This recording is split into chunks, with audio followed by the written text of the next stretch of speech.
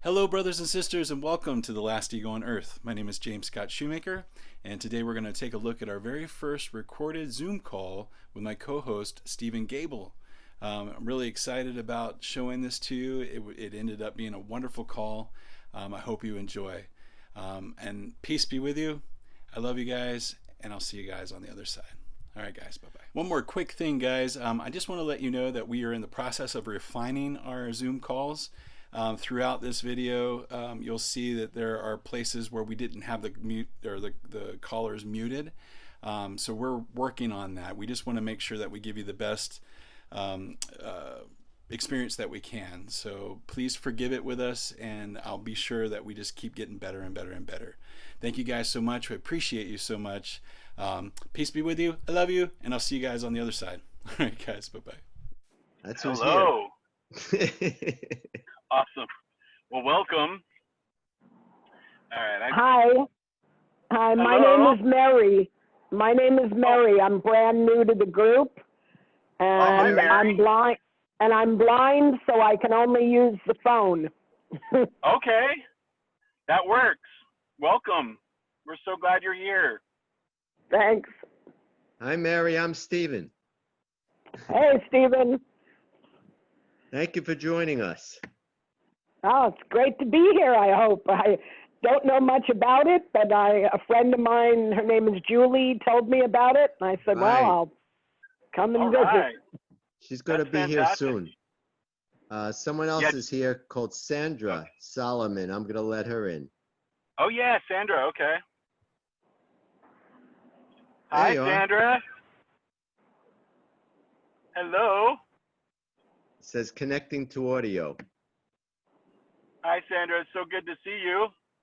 There you Hello. go. Hi. Hello.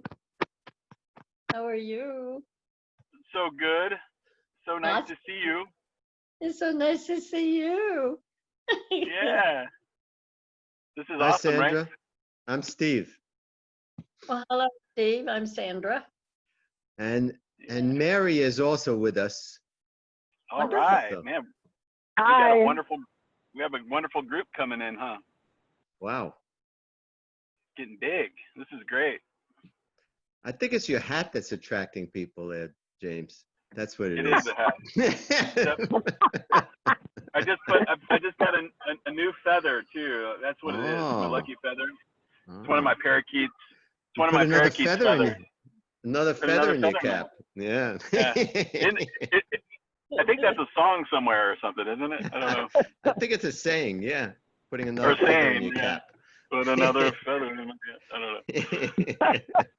It does feel a little different today. When I put it in there, I was like, bloop. And I'm like, whoa, this is a little bit different. Ah, yeah. Energies. It's Right, the energy feather in- of my parakeet. Mhm. Feather Yeah. energy. Yeah. Darn, I wish I could see it. I'm not totally blind. I'm visually impaired, but I'm technologically more impaired than that. Oh, okay, gotcha. Well, you made it Yeah. here, though. You made it on, Mary. You did good. Oh, Yeah. yeah. That was. When I it can comes to barely get on using when it comes to using the phone, I'm an expert. Beyond that, I let other people do it. Right. It's quite a challenge to get on these Zoom calls sometimes, for sure. And Mhm. so you did fantastic, because I'm horrible at it. But so I'm gonna wait just I don't know, a minute or two, and then we'll get going. I picked out a little section here in the course. If you guys already have your courses with you, or you're able to just follow along, it's in the back of the workbook for students. It is page 431. And I got inspired by Holy Spirit to read about what is the Christ.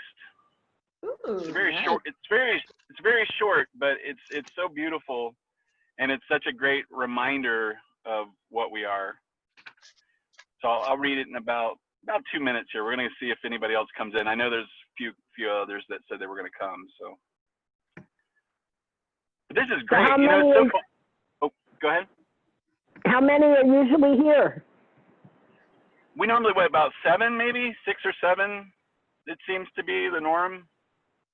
Steve, is that right? Something like that, give or take. Yeah. Yes. Yes. I agree. Sometimes it's, I mean, they say, you know, a lot of times it says like 10 people are coming, and it seems to round out about 7 or so, I think. But who knows? It could get bigger. But the funny thing is the Zoom calls are always so very different. You know, they're always such a different subject matter, and it always gets like kind of guided into these really wonderful healing moments. It's really great. Mm-hmm. I'm not freezing or anything, am I, No, Steve? no, you're plenty hot. Okay, good. I have to, Mary, I have to drive a couple miles away from my house so that I come in clear. I live in the mountains. I live in the mountains, so my Zoom calls, my voice normally comes out pretty good, but I'm always freezing in my videos where it's like kind of stuck, like I'm, you know, I just look silly. But I was like, all right, I'm just gonna forgive this and go drive somewhere and like get in a better signal, you know. Okay, guys, here we go. I'm going to go ahead and start reading this, page 431. What is the Christ? Christ is God's Son as he created him. He is the self we share, uniting us with one another and with God as well. He is the thought which abides within the mind that is his source. He has not left his holy home, nor lost the innocence in which he was created. He abides unchanged forever in the mind of God. Christ is the link that keeps you one with God and guarantees that separation is no more than an illusion of despair, for hope forever will abide in him. Your mind is a part of his, and his of yours. He is the part in which God's answer lies, where all decisions are already made and dreams are over. He remains untouched by anything the body's eyes perceive. For though in him his Father placed the means for your salvation, yet does he remain the self who, like his Father, knows no sin. Home of the Holy Spirit, and at home in God alone, does Christ remain at peace within the heaven of your holy mind. This is the only part of you that has reality in truth. The rest is dreams. Yet will the dreams be given unto Christ to fade before his glory and reveal your holy self, the Christ, to you at last. The Holy Spirit reaches from the Christ in you to all your dreams and bids them come to him to be translated into truth. He will exchange them for the final dream, which God appointed as the end of dreams. For when forgiveness rests upon the world and peace has come to every son of God, what could there be to keep things separate for what remains to see except Christ's face? And how long will this holy face be seen when it is but the symbol that the time for learning now is over and the goal of the atonement has been reached at last? So therefore, let us seek to find Christ's face and look on nothing else. As we behold his glory, will we know we have no need of learning or perception or of time or anything except the holy self, the Christ whom God created as his son. All right. That was What is the Christ? So I thought that was very beautiful. It's such a lovely thought to realize that we all are Christ. You know, it's all connected. You know, it's like walking down the street and it's, you know, you see somebody that looks really grumpy and you're like, wow, that's me. That's me right now. You know, that's somewhere inside of me. And I can love myself, you know. Oh man, look, Holy Spirit's showing up again, Steve. I cannot, it's just here. Let's do some introductions real quick. Oh, there's Michael. Hi, Michael. Welcome. Welcome to you. All right. So glad you're here. Well, let's do some introductions real quick. Does anybody want to start out? Yuda? Oh, you're muted there. Sandra? Sandra Solomon. Yeah. Just real quick, just briefly, would you like to introduce yourself and how many years have you been doing the course, Miss Sandra? 1976. Wow. That's a long time. Yeah. I started when it was on copy paper. And Wow. Cool. Okay, and then yeah, and I give my books away every 10 years with all the notes because I make notes Nice. everywhere. So every That's 10 great. years, my books away. Just how did the course come to you? How did you find out about it? Well, actually, I think it's 15 years roaming around in different religions and different aspects, and I just never quite found the shoes that fit. And I started going to Unity Church, and that's where I was introduced to the Course in Miracles, was through Unity Church. Actually, it went from the Unity Church to a Catholic priest was using it a couple years later. Wow. Yeah. Wow. Yeah, which absolutely floored me because he had classes, and the classes were packed. There was a lot of slain on spirit, people going down. And I mean, yeah, it was the Catholic Church was expanding with it, so which really kind of pleased me. That was in Illinois. And what year was that? Like that was in the mid 70s, is that correct? Yeah, that would be around 78. Wow. That's Mhm. that's pretty powerful to be being taught that quickly in a Catholic church. That's amazing. Well, he wasn't a normal priest. He was a priest. Oh, okay. Yeah, he didn't play the organ, he played a guitar, okay? But Oh, I okay. mean, yeah, I mean, he was really, really terrific. And of course, I was Catholic before, which, you know, that's a status quo. I mean, I was involved in the Catholic Church, but Right. for a short period of time. But yeah, he was wonderful. He was absolutely wonderful. It was such an enjoyment. And then it was expanded from there, but they didn't have classes on the Course of Miracles like they do now Oh, okay. at all. Fantastic. That's great. So do you follow Richard Rohr at all, since you're involved in Catholicism and he's a Franciscan? Actually, Richard Rohr. yeah, the only method that I use is the Course of Miracles, because I have it states that in the course, if you involve other methods, sometimes it produces confusion. Mhm. Gotcha. So I pretty much go with the course, and of course I studied theology for several years too. The theology you said? Mm-hmm. Yeah, Yeah. I worked with the Bible, very heavy. Basically, it's the Course of Miracles. It's a method that the Holy Spirit has brought me to that I totally enjoy. It works. I just love it. Yeah. Absolutely love it. It's brought so much joy to my life. I mean, the closer I get to the Holy Spirit, the more joy my cup is filled with. I just love it. I could tell you're really versed in it too, with your posts on the group.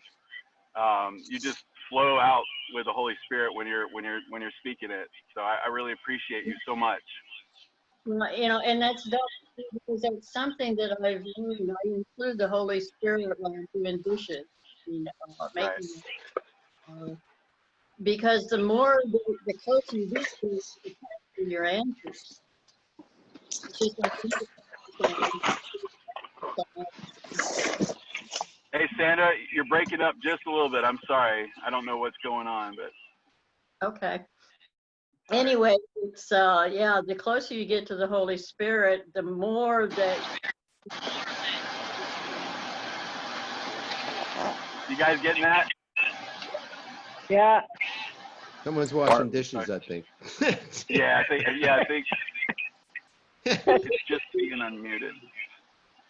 Oh, okay. People are being unmuted. I see. We might want to mute everybody that's not speaking. I'm sorry.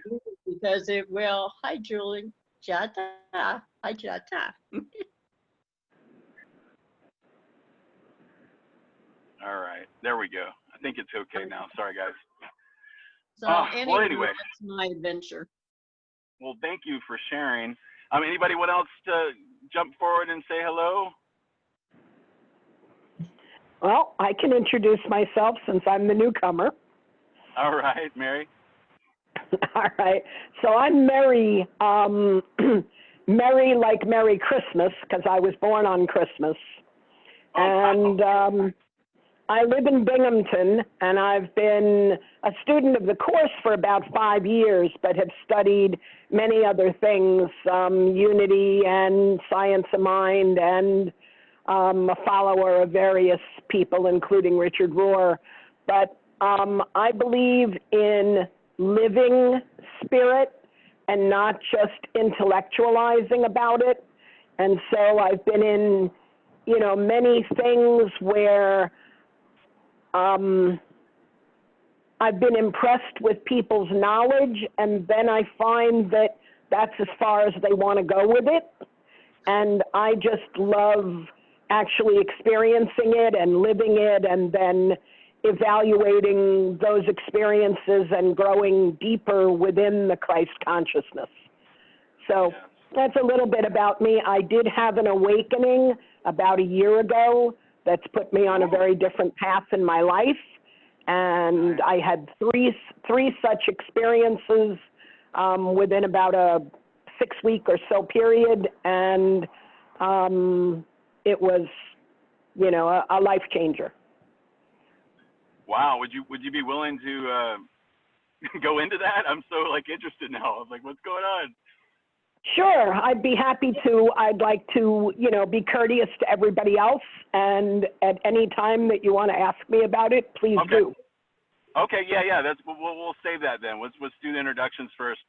I think that's going to be the first thing I want to go into, though. I'm like, what is going on with Mary? I love hearing awakening stories and just how it's happened, the awakening for people, because it just solidifies for me. I don't know. I was so I felt like I was by myself for so long, but then finding these people that are awakening in a similar fashion is just, for me, it's just gold. It solidifies so much inside, and I think it brings a lot of hope for others too. Mm-hmm. Yeah. I can tell you where I started. All right, Michael. Ready. I was at a bookstore in Hermosa Beach, California. It's called the Either Or Bookstore, which I found rather interesting considering A Course in Miracles.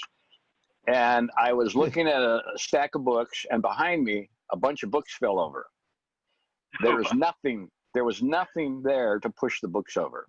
So I picked them up. It was Edgar Cayce on Atlantis. I bought one. And other than that, as a sophomore in high school, I studied general semantics, and it is very much like A Course in Miracles. It talks about levels of abstraction and what's at the core. But that is about linguistics, not about spirituality. But they blend so much together. And then I studied, James Redfield, Neil Donald Walsh, of course, the course about the same time. And I went to my first course class at a Unity church here in Indianapolis, and several others since then. When I visited my dad in California again, I went to a course meeting there that I just found out about. I love the fact that A Course in Miracles is available everywhere you can go. And I also study now Rupert Spira, Pierre Teilhard de Chardin, and Richard Rohr, and many others. And I find if you look at them a certain way, they all say the same thing at their core. Absolutely. And you just have it's to. funny that, oh, go ahead, sorry. Okay, but you just have to understand the language of each one. And sometimes when I look at the Course in Miracles, I'm trying to read iambic pentameter, and my hair is falling out. And then I'll go read, Spira or Spira, and I said, "Oh, that's what the Course was saying." And he, you know, I love that. And when I look, I was at a store. I wrote about this on Facebook. I was at a store looking at a beautiful woman who had a baby or a toddler in the cart, and another woman right next to her. And I saw this angelic Mother Mary thing with all aglow, with the most beatific smile on her face. And I realized, thanks to the Course in Miracles, I realized what I was seeing was what was within me. Yeah. And it turns out she wasn't even the mother. The mother was the other lady. So, but I said, thank you for being that way, for letting me see that today. And she smiled about that. Anyway, that's what brings me to a place like this. And like Mary said, I'm here to experience. I don't want to memorize anymore. I want to experience. And I'm seeing more and more people who have this look about them, this glow. And the more I see that, the more I know it's coming out from within me. And that's a good sign. Yes. And that's all I have. Well, that was beautiful. Thank That's you so enough. much for sharing, Michael. Yeah. Wow, that's so good. Wow. You know, it's verifying for me, Michael, because recently I'm getting that very same message that, you know, God speaks through all things. It can be coming from all over, and the words are just there, you know. And it's like I think I just did a video about this. I don't even remember which one. I've been so busy this week, but I was speaking about how at the beginning when the Course came to me, I was like, this is the answer. This is the answer. And of course, now I know that it was the answer for me. It might not be for the answer for everyone, but for me, it spoke and it helped me undo all the fear that was inside my mind. But you know, now it just opens up the entire world. You know, like speaking to my brothers and sisters in the East, it's like, wow, you know, it's all there, and we're all awakening to the truth.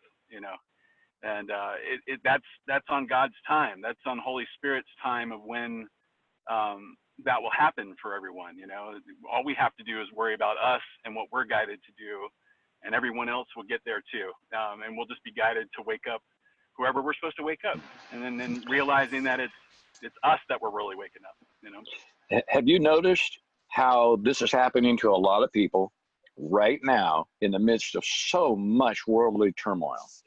Yes, yes. I think it's interesting for me. This exact turmoil was happening to me 10 years ago, so I can recognize it now for others. I could have been in a fear state through all this, and I haven't at all. It's like I have a Holy Spirit bubble around me, keeping me safe through all this.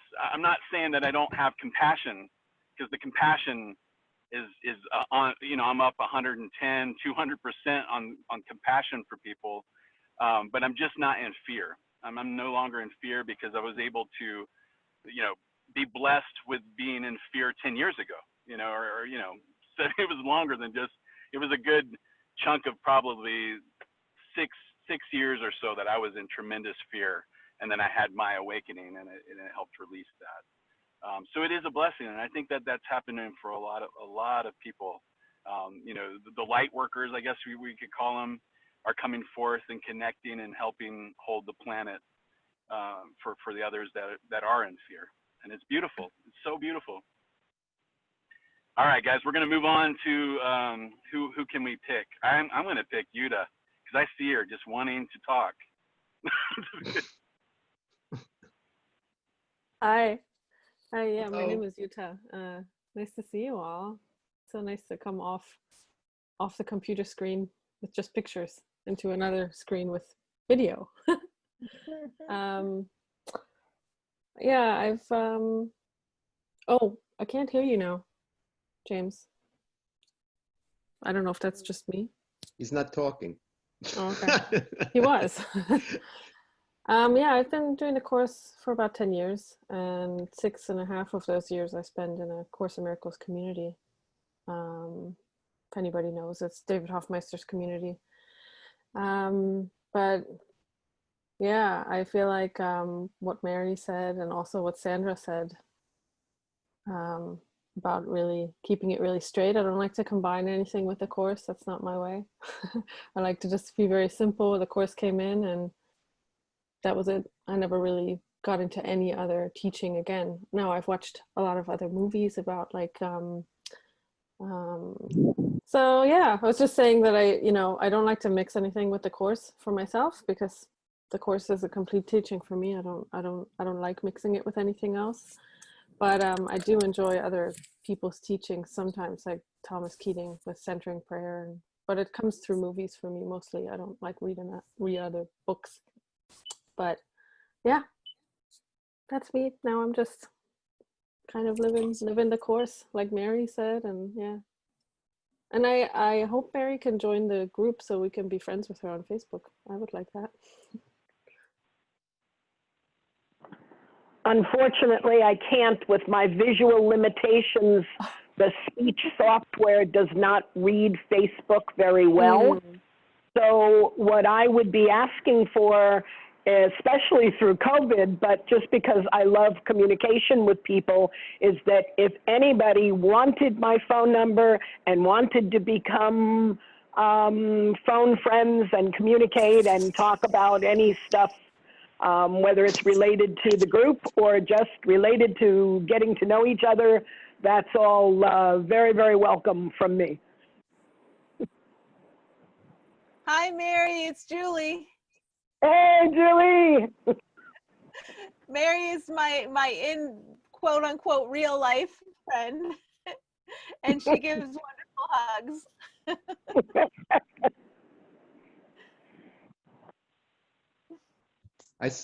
Mary, that's your phone number, is your account number, right? Yes. 607-217. Okay.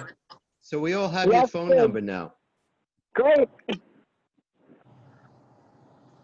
Hello, Christian. Christian just came in. Hey, I'm just waking up. And Sarah's here too. How much longer are we doing this? We don't know. Nice. Can you guys hear me okay? Can you hear me? Yes. Okay. I've got some issues over here, guys. I don't know what's going on. Please forgive it. I did hear Christian ask how long this goes. They normally go about an hour to an hour and a half. But you're welcome to leave whenever you like. Sweet. Well, I don't want to leave, but I wanted to get some content. Yeah, I'm glad that I made it. I just woke up. I'm really glad you're here too. This isn't Hotel California then, huh? That was a long time ago. Yeah. You can check in. All right. I don't know what I missed, and I'm sorry that I missed some, but I know Yuta, I missed you totally, but I already know you. Hi. And Hi. Christian, would you like to introduce yourself, sir? I'll do that in about 10 minutes. I love that. 10 minutes it is then. Okay, I'll see you guys in 10. I'm just gonna listen in for 10 and I'll jump in, and I got something to share too. Oh, sweet. Okay. Oh, Julie, did you introduce yourself? Nothing's coming to mind except hello. I love you. I'm happy to be here. Absolutely. Okay, cool. I'm still trying to get my bearings here. This is wacky. Your voice is coming in fine. It's just the video is off. I know. I don't know what the heck's going on. I apologize. Well, we know what you look like. Yeah, it's okay. As long as we can hear each other, that works. Yeah, it's the voice that matters, right? That's right. So Julie and I are from the Binghamton, New York area. Where are other people from? I'm from Placerville, California. It's where they first discovered gold here in California. And I'm about 30 minutes from Lake Tahoe and about 30 minutes from Folsom, which where Johnny Cash was in the Folsom, sang in the Folsom prison. So that's where I live. I'm currently in Indianapolis, Indiana, but I'm from Manhattan Beach, California, down in the South Bay. I used to live about 2 blocks from the ocean. And alrighty. I guess I'll introduce. My name is Steve. Obviously, you can see my name there, and I live in Glen Cove, Long Island, New York. I can tell by your accent. I can tell by your accent. No. It's not yeah, from Brooklyn. I grew up on Long Island, so I recognize the accent. I'm from Uniondale. Oh, okay. Yeah, I'm close to that. I've been involved with the course for about maybe 8 months now. So I'm kind of a baby to the course, but not to spirituality. I actually owned a Christian bookstore for about 40 years on Long Island. And you might say I had an awakening to a new connection with God while I had the Christian bookstore, and tried to lead the people towards more liberal type of Christianity. But it didn't come out too well. But eventually I retired from the store, and here I am now. Stephen, is the liberal Christianity of which you speak similar to Richard Rohr and Elia Delio and those people? Yes. Because it's becoming more and more widespread from all the reading that I've been doing. And, Good. Okay, thank you. You're welcome. It's wonderful not to have a burden thinking that you have to help God save people from going to hell, because that's not the reality. Zake is here now too. I'm admit someone else. Okay. It's our friend from Uganda.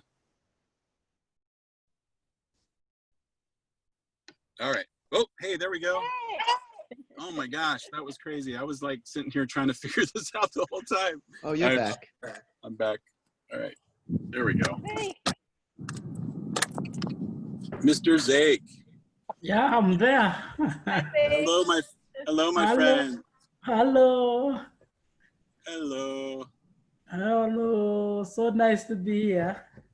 I want to celebrate Zake today because Zake's doing the good work in Uganda right now, helping people that are less fortunate than us, feeding families, right, Zake?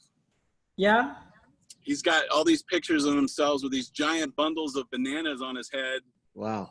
Yeah. Walking miles to feed people, and it's just beautiful. I just want to thank you so much, Zake. Welcome, please. You're such a beautiful soul, bud. I can't wait until I can actually send you mail. This lockdown's, disconnecting some, but it's also connecting too. So it's good. I understand. Yeah. Good. And Zake, you're new to the course. Is that correct, Zake? Yes, please. Yeah. So he's been learning, and we've been connecting with the course, and it's been so beautiful to have conversations with you. And he's just getting it on a level, and we're getting it, on a whole nother level together. And it's really beautiful. Good. Appreciate you so much, buddy. Welcome, buddy. Yeah. Gosh, man, everything I'm touching is messing up today, guys. I got a ground or something here. It's like my cell phone is like not happy with me right now. All right, here we go. What a day, what a day. But I am so glad everyone's here. It's been so wonderful speaking to all of you guys, and I don't know. The Mighty Companions just keeps coming to mind. You know, I've got all you guys, and I'm such gratitude. It's been pouring out every day for me. I wake up with a big giant smile now in the middle of a crazy pandemic, and I thank you guys so much for being here. This is the biggest Zoom meeting we've had. We have 10 people. Wow, that is big. That's great. This is good. Fantastic. Oh, I see Mr. Christian. Has it been 10 minutes yet? Yep, it's been 10 minutes. You're looking good, man. Look at you. Oh, well, thank you. I don't feel so hot. Oh, well, you look good inside, man. It's beaming through.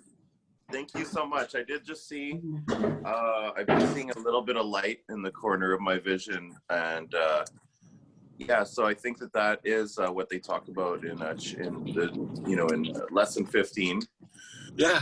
And it's been a long time since I've seen that. So I think that's a cool little indication. So yeah, my name is Christian Stanbury from Calgary, Alberta, Canada. I've been into the course for about 11 years now. I'm 32 years old. I have done the workbook full through and had a lot of interesting experiences that confirm and validate this path for me. So that's why I don't think it will never leave my life. I've tried. Yeah, it's not going anywhere.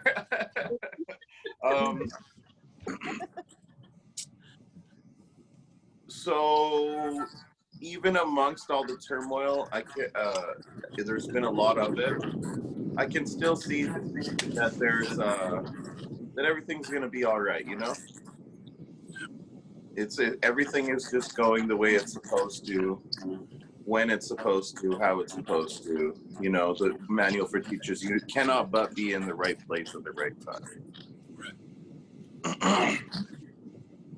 The only thing I wanted to share was I came across this section, and if you don't mind, I'll just read 3 paragraphs from it. Sure.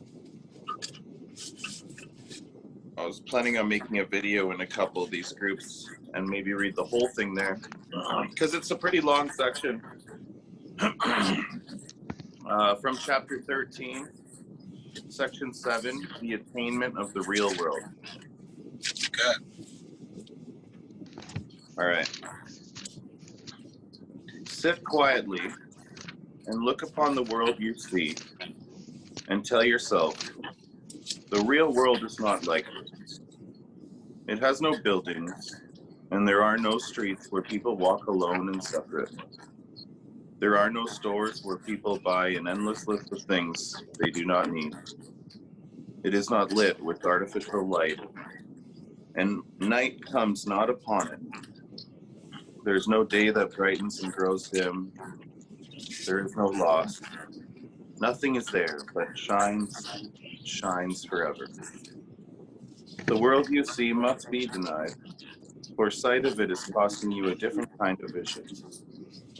You cannot see both worlds, for each of them involves a different kind of seeing and depends on what you cherish. The sight of one is possible because you have denied the other. Both are not true. Yet either one will seem as real to you as the amount to which you hold it dear. And yet their power is not the same, because their real attraction to you is unequal. You do not really want the world you see, for it has disappointed you since time began.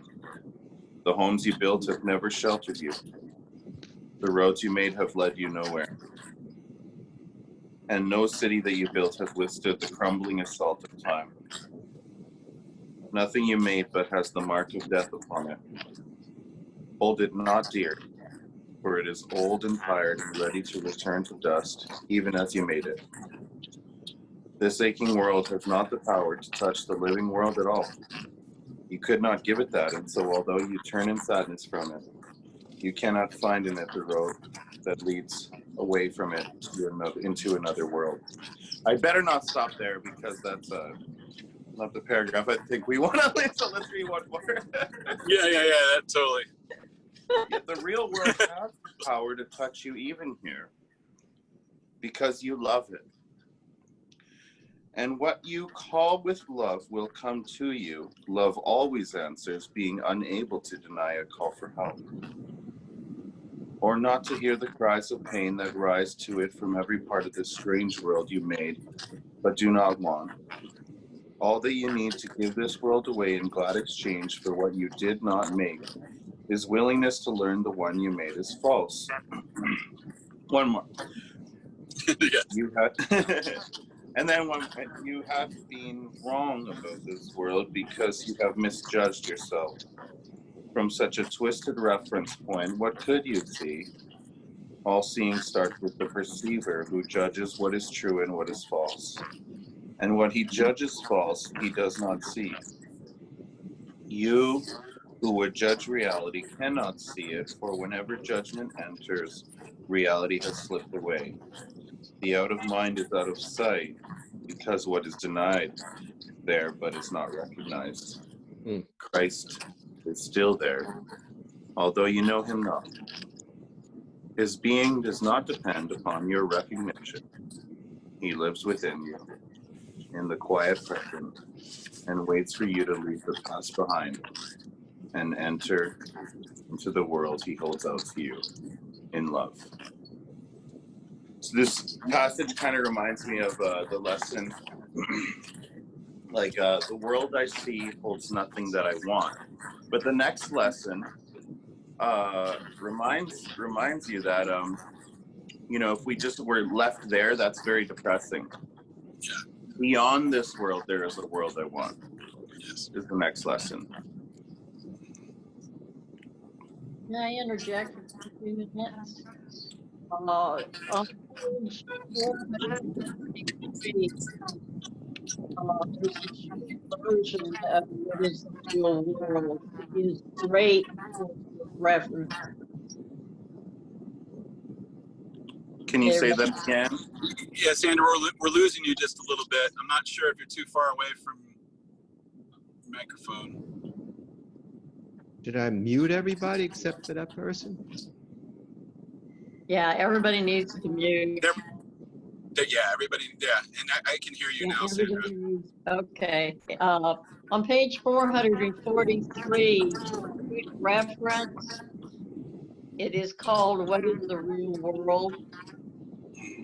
And it's very short, but for somebody who is, I use the shorter versions for emergency kits when my brain starts going scrambled eggs. So just for quick reference, if you want to refer, because I think it's these short references start at page 400, and it describes what the Christ is. It's what was read earlier. It describes what the Holy Spirit is. It describes what the real world is. That I use these as the emergency kit when my world starts crumbling.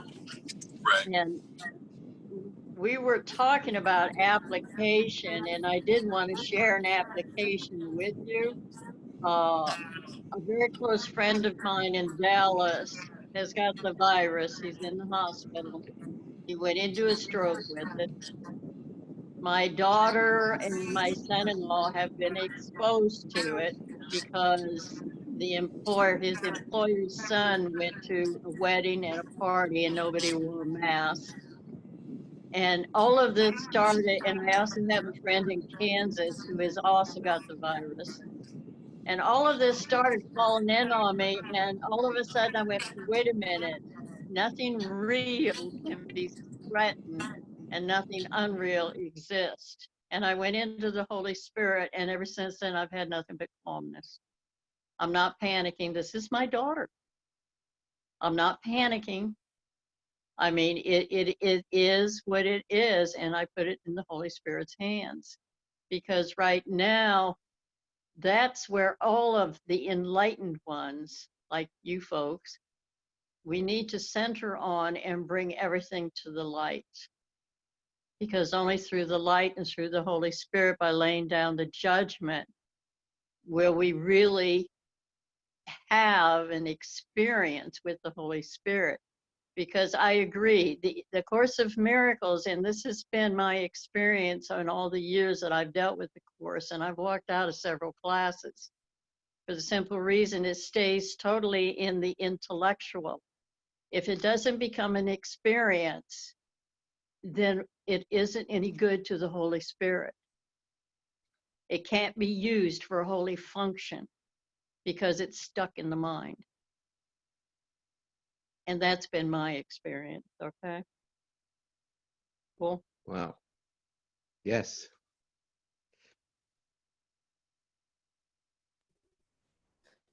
That was beautiful. Thank you.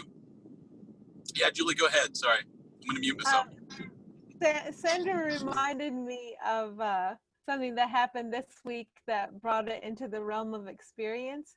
So thank you for that. I was outside walking with my twin daughters. They're 5 years old. And we're walking down the street. And one of my daughters found, we thought she found a penny. And she got excited and she went to pick it up. And it was 2 pennies, one stacked right on top of another. And I said, "Oh, that's great, you found a penny." And, you know, she stuck them in my pocket. And then we took like 2 more steps, and then we saw a dollar bill. And the dollar bill, can you guys hear me? I'm getting a message that my connection is unstable. We hear Can you. you hear me okay? Hear you. Good. Good. Good. Okay. So it was, okay. It was right next to a car. And I thought, this isn't mine. I got scared. It's not my money. And I said to the girls, "Oh, what should we do with this? Did the person get out of the car and drop the dollar? So let's put it under the windshield wiper." And then I felt okay because I'd gotten rid of the dollar.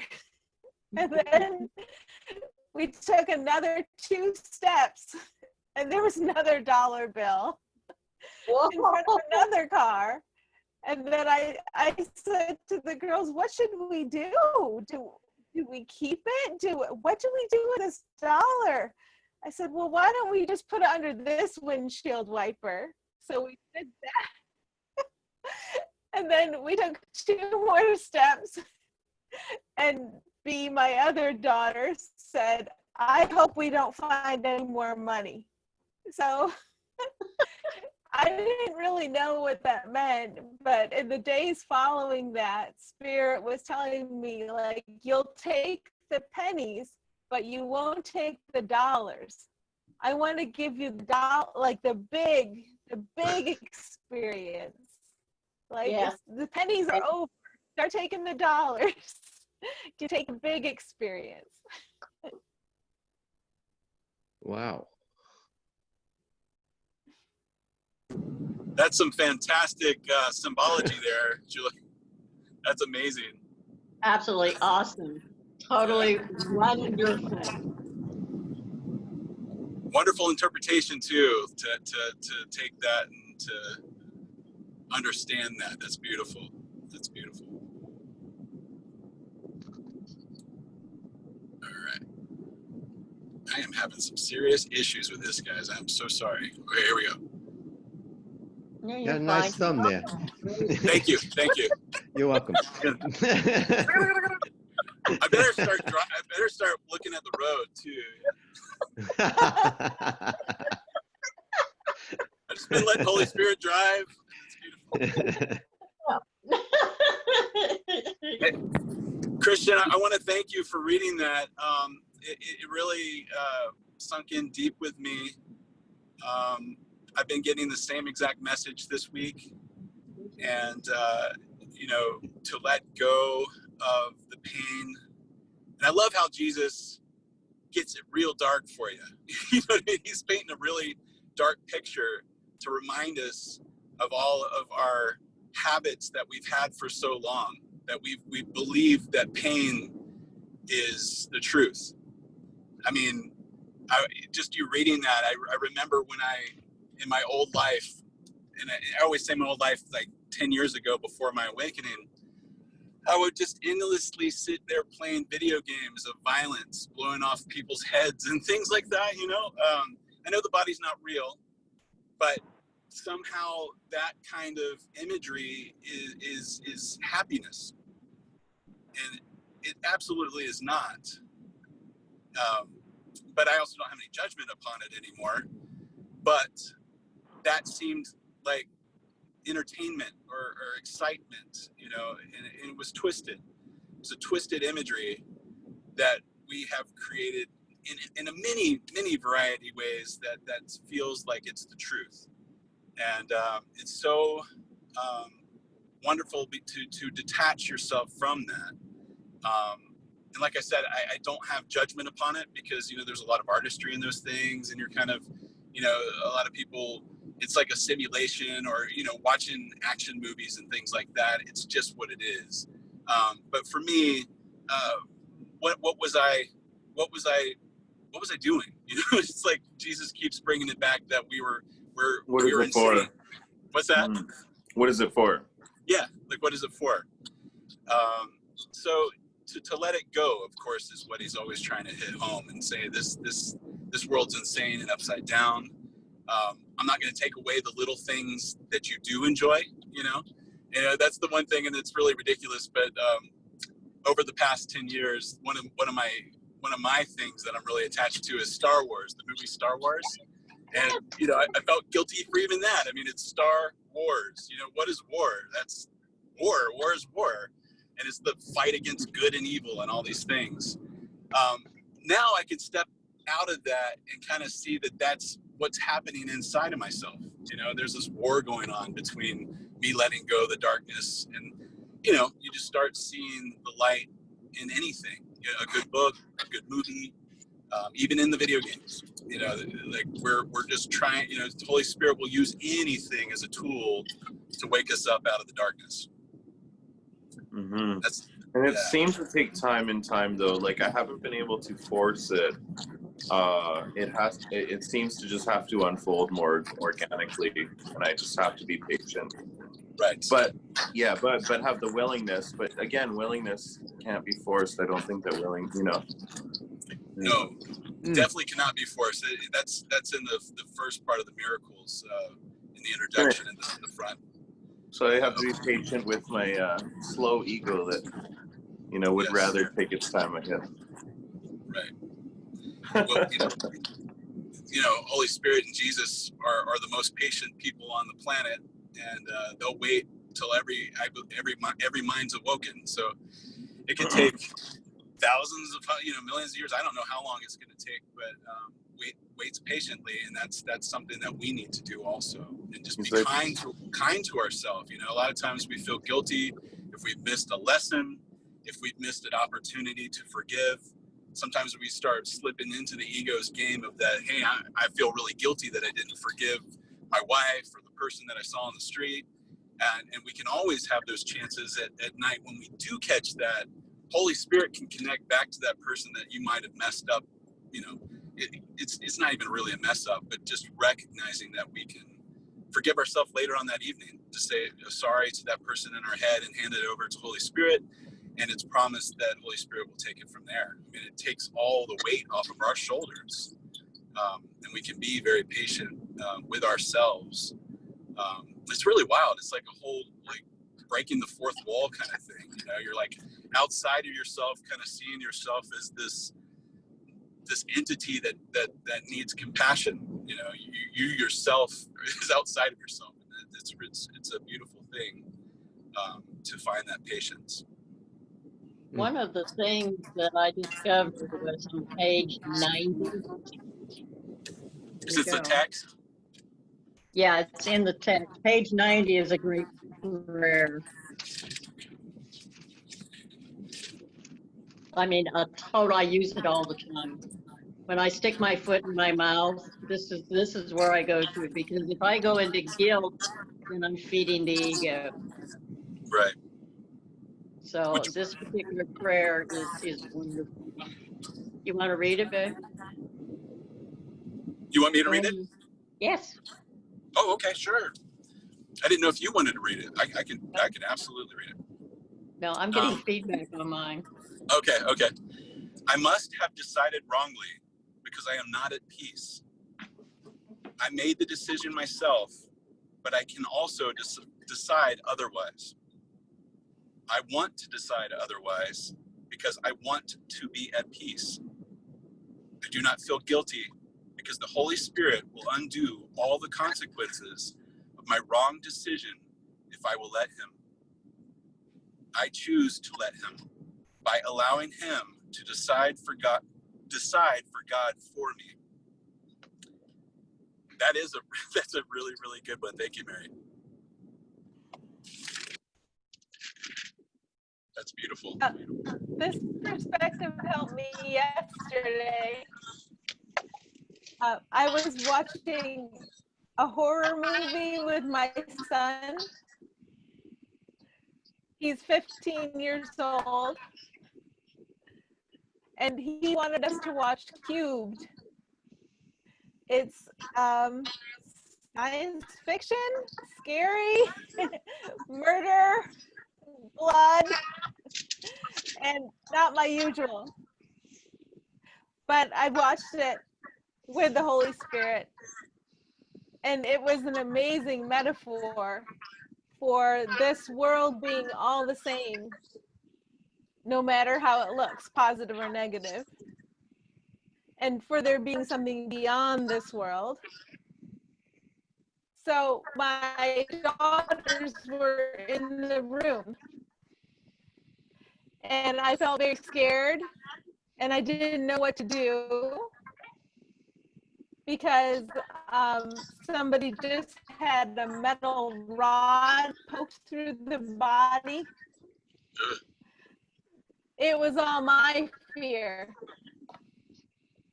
They weren't scared.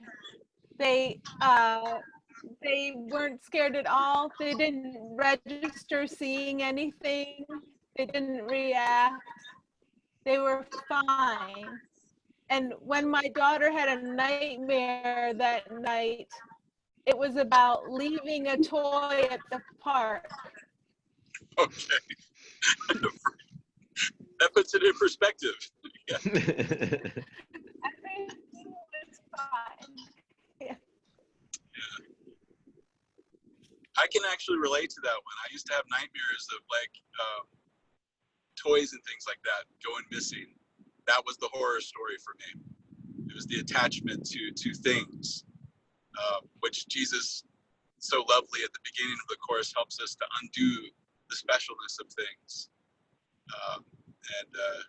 Still to this day, I have to do that with things, like check in and make sure that I'm not seeing things as special, because that's where the madness starts coming in, and somehow that object or thing is a part of me that's going to, like, if I lose it, I'm going to somehow lose reality, which is absolutely not the case whatsoever.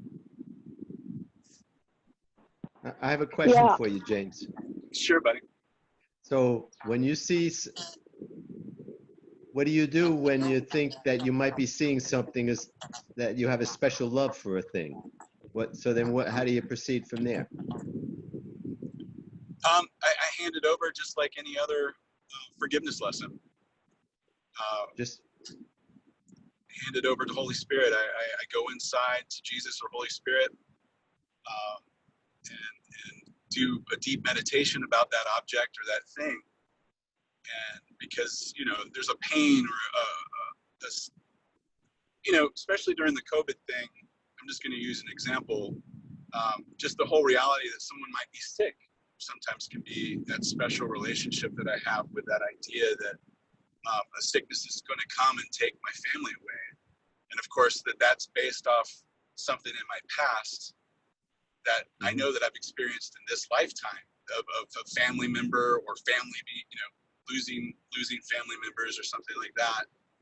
So you get very afraid inside.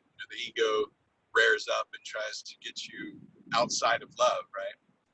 So that specialness needs to be taken away in all things. So I'll do a really deep meditation about it and hand it over. And then each day you wake up and everyone's still doing fine. You know what I mean? Or the sickness that I was perceiving in my head that was going to happen in the very next hour or something like that. Of course, the hour goes by and nothing's happened. The next day, nothing's happened. You know, and you let it go. And you know, things too. I'm going to lose my job. You know, I'm going to lose my job during the COVID thing. Everybody else is losing their job. I've lost jobs before too. You know, but if I get in the right state of mind, even if I do lose that job, I know Holy Spirit's got my back, and I'm supposed to not have a job at that moment, right? So it's keeping you neutral in every situation and taking the specialness out of things. Did that answer? Thanks. Yeah, thank you, James. Yeah, brother. Yeah, I had a very sad, sort of stressful situation come up this week that this kind of relates to as well. That I was in a relationship that seemed like it was moving forward. And then my friend's children decided that I was probably a gold digger and that it was not healthy for their father to remain in the relationship. But what is very sad for me is that this man was very involved. He taught classes, book groups with Conversations with God, Eckhart Tolle, Steve Harvey, various other, people. He had stuff from, all kinds of workshops he had gone to and such. And people, including me, really enjoyed the studies.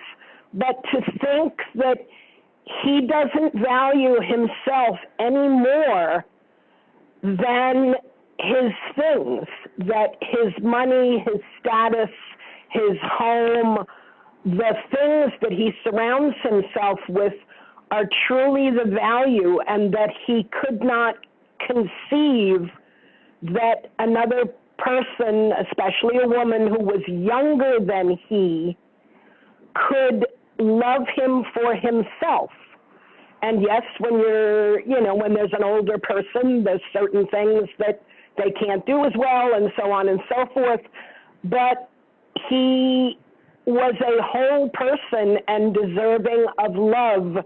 And for me to see him devaluate himself so much that he could not believe that fact and only thinks of himself as a dollar amount, to me just showed me how far along the path he has yet to go, that he's still just intellectual and can't really live what he is very interested in and drawn to. So I just wanted to throw that out as sort of proof of when you get so sidetracked by your consuming of things, which is certainly of this ego world, you just lose sight of even what you claim you really want. You just can't reach it. Right. And it's great to bring it back. That, of course, and I know you know this, I'm just saying this for the group, but that he is us, Yes. Deep down, he is us. And that he's given us that salvation. He's given us that chance to let that part of ourselves go. I've definitely been this side of this life or this lifetime. I know that in my early 20s, I thought the things around me were me. That's what I was taught. I grew up in a very fortunate lifestyle when I was young. It was the 80s. I mean, any 80s movies, it's like anything was, everything was going. Money, money, money, Like I think all the songs back in the day were all about money, pink and like turquoise, right? I had the Don Johnson jacket when I was little. We would go to hoity-toity restaurants and you would eat a meal for like 3 hours and they'd bring you lemons and I don't know, it was weird, but duck. I don't know if that, but, yeah, I mean, it's really easy, the seductiveness of the ego, to make you really quickly believe that this world is your source. You know, you're like all these things, and when they're lost, it's hard. It's hard for to be gone from that kind of lifestyle, because you believe that that's who you were. You know, I'm just gonna, and I'm checking in right now, and I'm hearing a yes, but my father, I'm going to bring him into this just because, and I feel a yes from him that this is okay to speak of. But he did lose that lifestyle for himself. And he's been a great reflection for me, because I've also been through a similar situation, but he's been a great sounding board back and forth for me to find that salvation, because he keeps trying to climb back to where he was. He keeps trying to climb the ladder back to that success he had 30, 40 years ago. And that's definitely like what Jesus spoke in the Bible of building your kingdom on the sand. You know, it's just going to keep falling through your hands. The sand is just going to fall. And it's like the inside's the rock, right? So Jesus might not want us trying to grasp back to those things that were not healthy for us. And, you know, wants us to go inside and slowly start doing the forgiveness lessons that we really need to be doing to get ourselves out of the trap. So, it ended right there, guys. Thank you. Sorry. You're welcome. But, yeah, it's, I'm just going to say one more thing. I feel guided to say this too. And it's been the theme song for a lot of my brothers and sisters that we've been talking this week. Of just being okay with where we're at right now, you know, being complacent, or not complacent, that's the wrong word, being comfortable, and like what Christian said, you know, patience, being patient with yourselves through this chaos. I even had a dream the other night when there was this great love, and I had someone from my past in front of me, and this great love of like forgiveness and a big hug, but there was like a hurricane going on. I was in this weird theme park, and there was this hurricane storm coming. You know, at a fair or at like Disney World, there used to be those bucket seats that you would see like going by where people would sit in them. It was like a people mover, you know, like all the different colors. Mm-hmm. Animals were in there, like elephants and giraffes. It was like they were transporting them somewhere to safety. It was really odd. So there was this chaos. I mean, complete chaos. Like I even got out of my car in the middle of the freeway, and I was like, "This is it. This is done. Like this world is done." And I left my car behind. I left it running, and you know, I love this car. Priuses are awesome. I believe Jesus rides a Prius, but. I left it. I left it just in the middle of the street and walked and found this person that I have great forgiveness with, and I just got to hug him and love him in the middle of the chaos, and that was all that mattered. It was a really beautiful dream. All right, guys, that's all I got. I know I went off on that one. That was fun. Yeah. Okay, real quick though, anybody else have anything to say? Hello, Sarah. We don't have to hear from you. I just want to say hello. Yeah, hi, Sarah. Hello, I appreciate everyone. I love what you all have said. It's been so wonderful and helpful. Sorry about the echo. Oof. Awesome. Cool. All right. Hey, Mary, I want to go back. I feel inspired to ask you about your awakening. Well, it happened about a year ago. The first one was June 2nd. And I was sort of in a half awake, half asleep, like a twilight state. And I saw something that now I liken to the mist at the end of a wave. It was just like all these droplets of things in the air, And then I received more or less a sensory thing. It wasn't so much words, but a feeling of light and warmth and communication that told me that I was in the Christ consciousness, and that if I opened myself to it, there were going to be other communications. And so I just sort of went with it, and about a month later was able to be handed what I now perceive as sort of a tapestry of my entire life. And it showed all of the times from when I was very, very young, like 3 and 8 and so on, and 13, like paths that I chose to take where things intersected, and then showed me layers of how that happened in my life again and again and again. In fact, perhaps the exact same choice, but I was at a different stage of my life and so made different decisions, and how they each intersected and impacted, and you know, how I grew and learned from each one. It was amazing in its depth and its layers that I still kind of got insights from long after I was given the tapestry. And then I would have just various sort of tinier instances that would come up, and it would be like, aha, oh, now I get it, and I made this decision here, and it's similar to 10 others that I made, and is that really right for me now? Does that serve me now in my present? And started focusing much more on the present and so on and so forth. And I've had, you know, numerous experiences since then.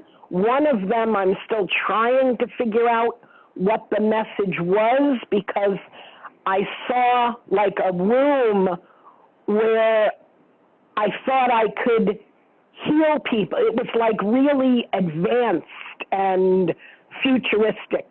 And I was going to be part of that Christ where I could heal and do amazing things. I didn't know if I would still be alive and do that, if I was in another world. I had no idea of it.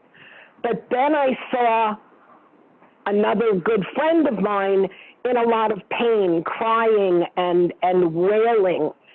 And if I chose to go to one, the other one got dim. And so I went to the person crying and stood by his side, and kind of got a feeling that I had chosen one over the other, but then later on sort of was guided to understand that it was just part of a path. It wasn't an either or, but the one was going to be primary, and then I would get the insights to go to the other one. So I've started learning about techniques called theta healing, and I'm in the process of doing that, and it's amazing what it can do. It basically just involves asking spirit to do the work while you observe and guide and interact with the person who lives here on Earth. So, there's lots of details, and Julie knows a lot of them. We've spoke about it in depth, but that's a very short thing, and it certainly grounded my entire path and sprang me from intellect to absolute immersion and experience. Wow. That's beautiful.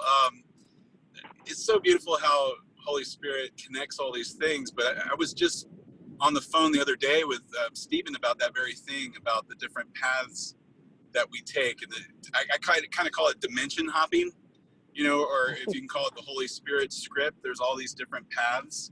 So it sounds like you were really getting that download, right? You were getting a very big download that there's just so many immersive layers on top of each other, and it's really what Holy Spirit wants us to guide us to salvation. But it very much helps you understand that in all situations, I can either turn left or I can turn right. One way is going to be the ego's way, and one's going to be Holy Spirit's way. And even if you make the wrong decision, then that very next decision is going to be that same right or left, right? So you can go towards the forgiveness or go towards pain. And that message really rings true to me too. I mean, when I was awakening, I had, I guess it's in the course, it's called revelations, right? From God that are really unspoken and only you can understand them. But it's the awe of God. And I've had very similar visions, I guess I would call them. Almost a waked, lucid dream. I mean, it's beyond a sleeping dream.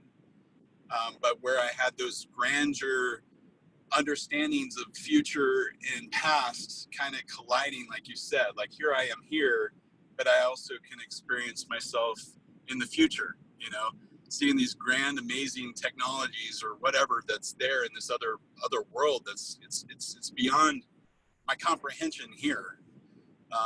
But then, you know, now outside of it and where I am now in my understanding is that, you know, the time's all going on at once. You know, I'm only experiencing this like pinhead, you know, looking at like just one little aspect of the bigger picture. But yeah, that's amazing. Thank you for sharing. One of the biggest things that I got out of the awakening that I just want to share, because you were sort of talking about good or bad, right or wrong, is that everything is one, and life is sort of a spectrum, and the reason we have opposites is to help us align ourselves with where we are, and so neither one of them are bad at all, and that total acceptance of whatever's happening to find the good in it or where I resonate in that circle, and to then be like, okay, I really am here, but I'd really like to be here, and then that's kind of what I'm moving towards, but that all of it is just what we're being offered to grow closer to spirit. So all of it is just for our highest, and to really accept that and live that it is really all good. And it's amazing once you do that how much different life is. It's just that one little change of the dial, just one little frequency change, and it opens up like the whole world. Absolutely. That's beautiful. Yeah. That means I can still enjoy Star Wars. Yeah. which I came to understand. So. This isn't the path of sacrifice. So yes, enjoy all the movies that help your mind.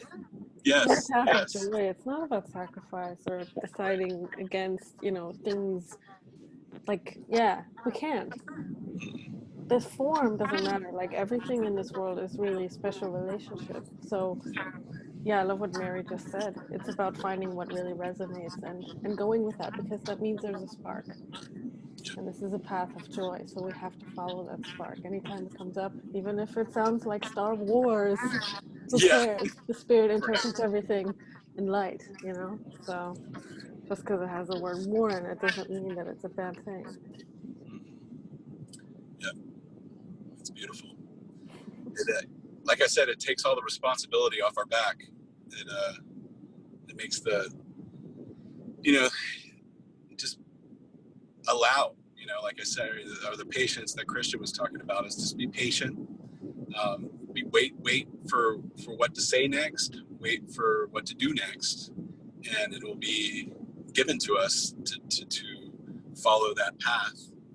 And then you get to that splendor or wonder about life again, that like being a child, and just being guided through it all. And then you meet such wonderful people. I mean, look at us now. What are we doing? You know what I mean? Like, this is amazing. Oh man, I'm just smiling, man. Look at you guys. Seriously, this is so cool. I felt so alone. You know what I mean? I felt so alone for so long. Like, I'm by myself doing this, you know, because the world was reflecting back my outer, like, fears or doubts about all of it. So it was just like me against the world. I had my wife, though. She's amazing. But I'm just saying, like, you go out in the outside world and you talk these things and you just get that blank stare, like, what the heck are you talking about, you know? So it felt very alone, but that's what Jesus wanted. You know, that's what Jesus wanted me to do, is continually, I wasn't trusting yet. I wasn't trusting Holy Spirit fully. So I can see now that the trust has to be there. I mean, it's in the Course that we had forgotten who we were, and we believe it on like this little tiny bit at first, you know, like, oh, yeah, okay, I'm into that a little bit. But then you go back to doing the things that you were doing. And, but slowly, gradually, it's like, oh, somebody's here with me. I'm not alone. I'm not alone. I'm not alone. I'm not alone. And then just all of a sudden it just unfolds. And then things just, the people that you meet on, like, in the grocery store, they, you know, something really weird will happen. I posted this picture. This is like in the middle of the pandemic, okay? I'm standing in line at the grocery store. Everybody's kind of wearing masks. You know what I mean? Like, it wasn't like mask world yet. And I'm sitting there waiting for my turn, and we're like 6 feet apart, like on those little dots. And all of a sudden I start feeling this tap on the back of my hat, like hitting my head. And I was like, what is going on? Like, who's hitting my head? I was thinking it was going to be someone from my work or something. And I turn around and it's like this random guy, and he has a giant inflatable shark above his head and just hitting me with this shark. And it was an inflatable for a pool, but I was like, I just got attacked by a shark in the middle of the grocery store. And I just started laughing, because everybody else is kind of like looking at you and, like, you know, not wanting to make eye contact because we're in a pandemic, you know. And this one guy just like brought it back to truth, that let's laugh a little bit about this, you know. And I took a picture. If no one has seen this picture, just message me and I'll send it to you, because it's hilarious. I mean, the face that he has just says it all. It's so beautiful. So, you know, those kind of moments take you out of the seriousness that the ego is trying to show us. And like I said, I still have compassion for the people that are in fear, because I have experienced myself. So I know we're supposed to look at things and say it's not happening. That is true. But I know there's some Course members that I've met in the past that kind of think like, it doesn't even matter. You don't have to like really engage with anybody. I guess you don't if you don't feel guided to, but I definitely do, because I know that they're me. You know what I mean? Like, you know, Holy Spirit says, go over here. Let's cheer up this person. I mean, I walk around the grocery store and I'm like, nice mask. You know, I'm like, nice mask. You know, and they start laughing. So, you know, it's just, you know, have fun with all this, even though the world seems to be crumbling. We still have to have that joy and happiness. And joy and laughter is the thing that brings us back to truth, because we're, you know, I think I was telling Julie or someone, I can't remember who it was, but Jesus and I have conversations like we all do. And I was meditating with him, and he brought me to this idea that that we're going to laugh at this one day. And I'm not sure if you guys have heard this story, but he showed me a green ball and a red ball, and they're just going like this, just tapping together, a red ball and a green ball. And he said, that's what's going on here. Like, if we looked at like what we're, this madness and this pain and all the stuff that we are, you know, seeing in the world is just these two balls just knocking together like this, like nothing's happening. And that's what we're going to look at one day and kind of look at this and go, what? We were that upset about that, you know? And so that was a really neat little revelation there for me. James, I think that was a conversation when Is that us? I told you that Spirit told me we're all gonna laugh at the cast party. Yeah, that's right. Like we take our masks off and we all laugh. I had a really cool experience with a real estate agent. My husband made an offer on a house a couple of days ago. So we had this like 24-hour period of time when we both felt very unsettled. When we wanted the new house and we didn't want the new house. We hope we got the new house and we hope we didn't get the new house. And it was very interesting to see the depth of the anxiety I felt, you know, because every time you get to this new place where you're like, oh, everything is peace and I love everybody. And then Spirit's like, okay, now you're ready for this one, move. So in the process of looking at all that, I came to feel such appreciation for the real estate agent.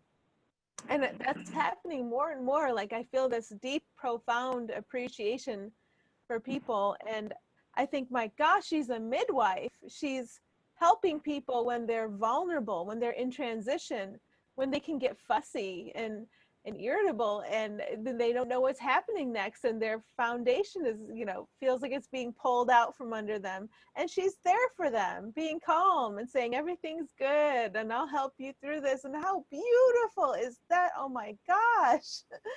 And so I just feel like we keep getting these experiences of appreciation, and when we can just love that, then we're loving ourselves. You know, that's what was missing before. And then I get the reminder, that's not your home. This isn't your home.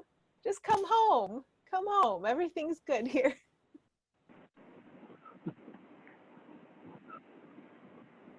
That's so true. Absolutely. That's beautiful. Thank you, Julie. All right, guys, we got about, I think, 10 minutes left here. I think we're going to end it here at 12:30. Does anybody else have anything or anything that happened to them that want to come forth with?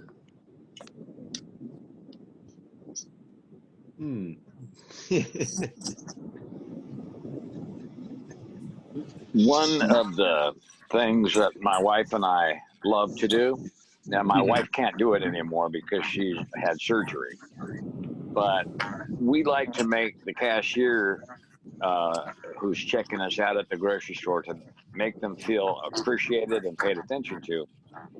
And if I get into what I call my love space, before I do that, it's wonderful to watch that bored, tired cashier light up.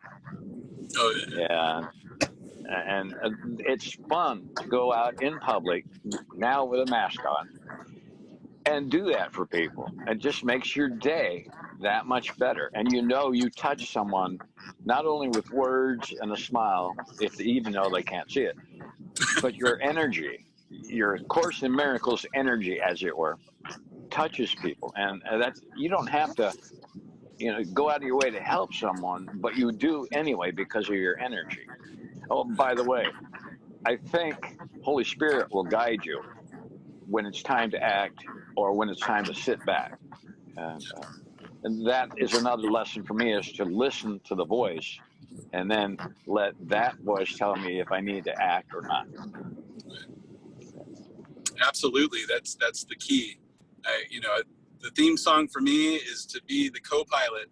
I mean, that's why I'm letting Holy Spirit drive right now while I'm going down the highway here. This entire time, it's been a lovely drive, and I haven't even had to look up, so it's great. But yeah, it's a wonderful thing to, like I said, takes the pressure off.